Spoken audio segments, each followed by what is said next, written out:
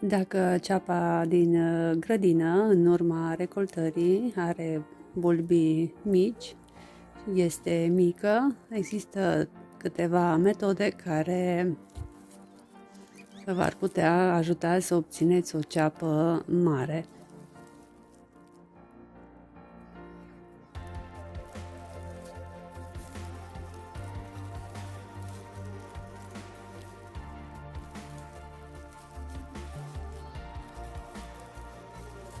Aceste mici trucuri le-am aplicat eu de-a lungul timpului și am văzut îmbunătățiri considerabile a mărimii cepei.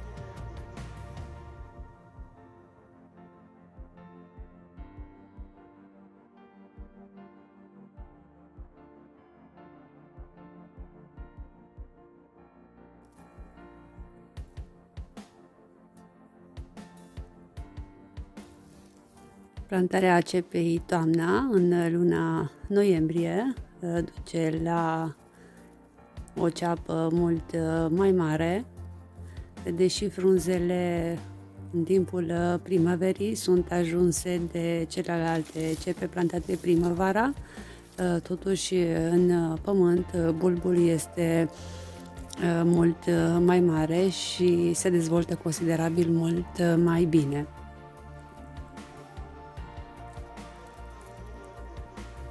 Adâncimea de plantare, iarăși, face o mică diferență.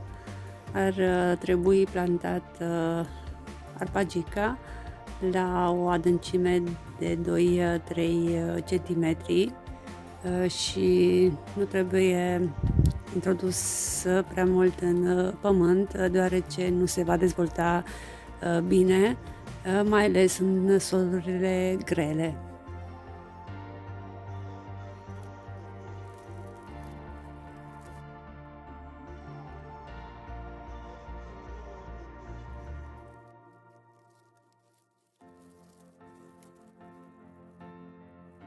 Distanța la plantare este un alt lucru care ar trebui luat în considerare.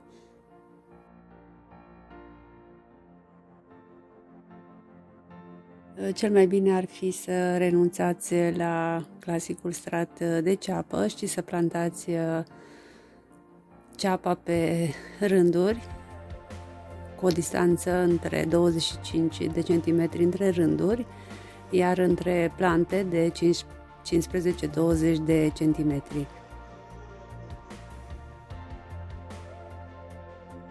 Ceapa este astfel distanțată destul de mult.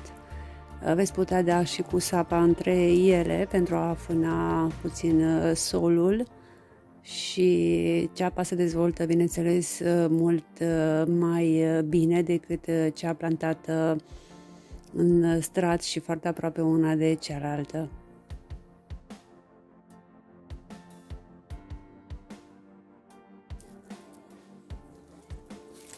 În rest, nu există alte cerințe foarte mari legate de ceapă, respectiv de irigare. Nu este o plantă pretențioasă la apă și nici